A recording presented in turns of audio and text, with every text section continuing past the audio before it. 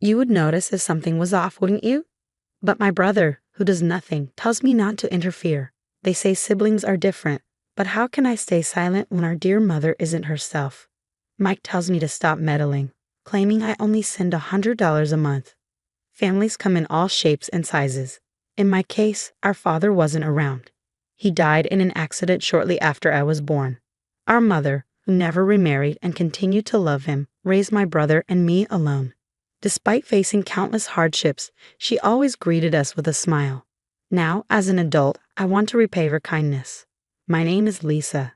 I'm 43, a working mom with a high school-aged son. My brother Mike is 45, married but childless. Our mother, now over 70, is retired and living on her pension. I was relieved knowing she lived with Mike and his wife. We could only visit during Christmas, but they seemed to be getting along well, and my mother appeared to enjoy her peaceful retirement. Recently, though, I've started to worry. Due to societal circumstances in the past few years, I couldn't visit often. We sometimes video chat, but I've noticed she seems to lack energy. Given her age, I think she should get a checkup. But she's not keen on the idea, so I decided to call Mike. Hi Mike, it's been a while. I wanted to talk about Mom. I'm busy right now. Let's talk later, he replied and hung up. I tried again over the weekend. Hey Mike, do you have time to talk? I'm concerned about Mom. I have a terrible headache. Let's talk some other time, and he hung up again. Texts go unread and ignored. If this keeps up, even I will lose my patience. If he's busy or not feeling well, he could call back when he's free, right? If he doesn't like calls, he could at least reply to texts. I can't be too demanding since they are the ones taking care of Mom. I can't be there myself, but at least I send money, $2,000 every month from my salary to Mom. I've never told Mike about this, though I can't imagine he doesn't know.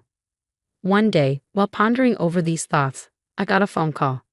It was from my sister-in-law, Brenda. This was unusual. Brenda, Mike's wife, is a full-time homemaker, and we rarely contact each other. Confused, I answered the call.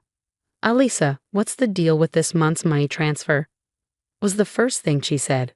Her words reminded me that I had missed the usual date for the transfer. So Mike and Brenda were aware of my contributions after all. I wondered if Brenda was the one managing it. I'm sorry, I've been so busy I completely forgot. I'll make sure to transfer it by this weekend.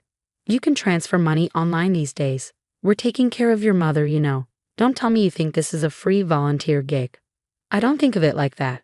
I'm always grateful to you and Mike, Brenda. Really? Just because I'm a housewife, it's like you've pushed all the responsibility of taking care of your mother onto me. You two siblings are terrible. Her words were harsh, but I couldn't argue. It seems Mike really is busy. From Brenda's point of view, it's all complaints because she's left to handle everything at home. And I, being so far away, am neglecting my responsibilities toward our mother. If you're not going to do anything, at least make sure to pay your share. Make sure to transfer it by tomorrow. Got it? Yes, I understand. As the call ended abruptly, I let out a deep sigh. She's not wrong. Since I can't do anything else, the least I can do is ensure my payments are timely. The next day, I notified my work that I would be late and rushed to the bank for the transfer. A few days later, my mother called me. I picked up the phone, wondering if she had confirmed the deposit. Mom, what's up? Oh, Lisa, how are you doing? I'm sorry to bother you, but could I ask for a little more money just for this time? What? What my mother told me after that was astounding. As soon as I ended the call, I took action. After getting approval from my husband, I put in for paid leave at work. Once everything was in order, I boarded a plane. My destination was my childhood home in a far-off land. Mom, what happened to you? Upon arriving home, I was lost for words at the sight of my mother, who had come to greet me. I couldn't tell over the video calls, but seeing my mother in person after a few years, she had lost a significant amount of weight. I understand she's older, but the degree of her weight loss is alarming. Are you not hungry? No, I definitely have an appetite, but there's no food. What? We don't have money, so there's not much to eat. No money? Wait, Mom, are you making meals? No, Lisa is preparing them. But with only having a cup of noodles every night, I've inevitably lost weight. What about Lisa? Does she also live with such a diet? She says she usually eats out and doesn't eat at home unless Mike is around. What's going on? She has the means to eat out, right? Yet she lets my mother eat such poor meals. Mom, if you can't cook, what about takeout? You could even get some exercise going out to buy it yourself. I'd like to, but we don't have the money. You don't? What about the $2,000 I send every month? Well, Lisa takes it all for the monthly expenses. What? What kind of expenses? It would be too harsh to blame my mother. Her judgment may not be as sharp as it used to be. The problem lies with my brother and his wife. What on earth are they doing? I decided to wait for my brother and his wife to come home and have a discussion. Huh, why are you here? These were the first words out of my sister-in-law's mouth when she returned home. It's been a long time, Brenda. I hope you've been well. What's the deal, suddenly showing up? You know it's rude to just drop by, right? No, but... Just go. You're in the way. Be gone before Mike comes back. I suppose it's understandable if people are annoyed with me, but why on earth would they want me to go home so badly? Meanwhile, my brother Mike, who was worn out from working overtime, returned home.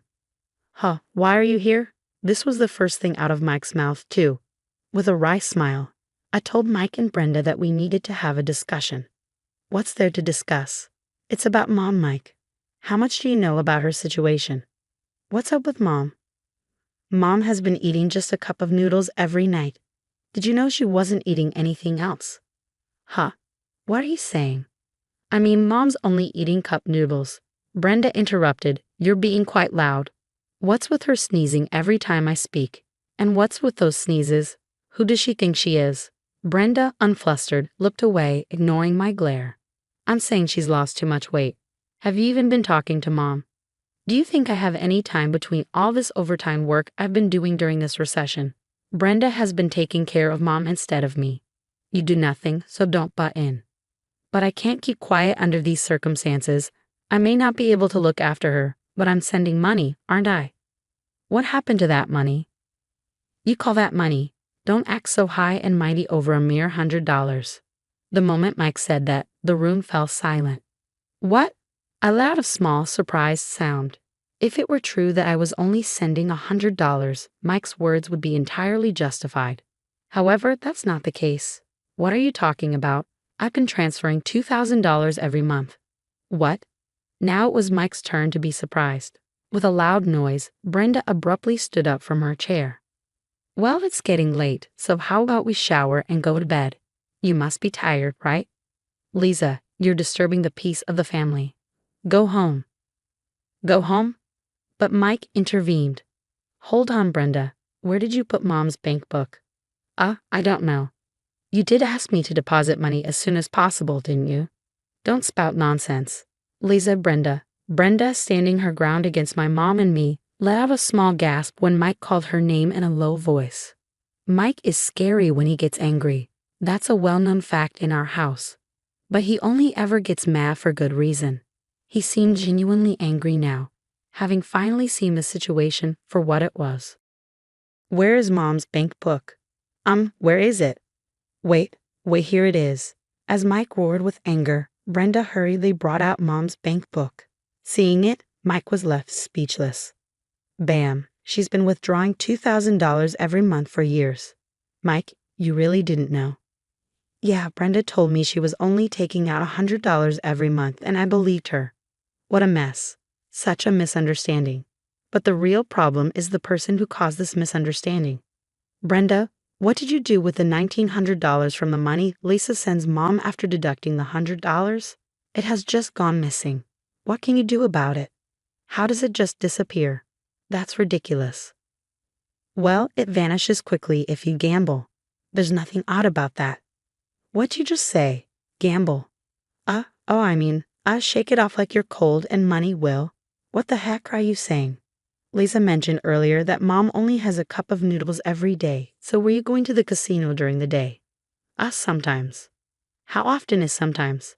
I go to the casino from Monday to Friday and buy tickets online on weekends. That's every damn day. I'm astounded. No wonder the money we sent her disappears in a flash. In fact, she might have used up all the money Mike earned, excluding utilities and other necessary expenses. It turns out she didn't just squander Mike's earnings and my contributions, but even more. After summoning Brenda's parents, a unanimous decision was made to divorce. Excluding Brenda, Mike wanted a divorce. No, Brenda was crying out, but after being severely reprimanded by her parents, she finally quieted down. Mike agreed not to demand alimony but rather promised to return the exact amount that I had been funding to my mother. Of course, a lawyer was present and documents were created. Brenda's parents apologized and agreed to pay everything in a lump sum, including the alimony. According to Mike, Brenda returned home afterward and is living under the strict supervision of her parents. She is working from dawn to dusk to repay the money her parents paid up front. It seems her parents are in touch with Mike, saying they are teaching her discipline every day. Mike and Mom have started a life just for the two of them. My husband and I moved when our son started living alone for college to a location halfway between my parents' house and my husband's in Ohio. It was fortunate that both my husband and I were transferred to branches of our companies located there. I have even reduced my workload and started to support Mike and Mom's life. Although Mike is not good at cooking, he has been skipping work to deliver lunch to Mom. Mom's face has returned to its former plump and kind expression, which is a relief. With that in mind, I go to see my mother today. Mom, please live a long and healthy life.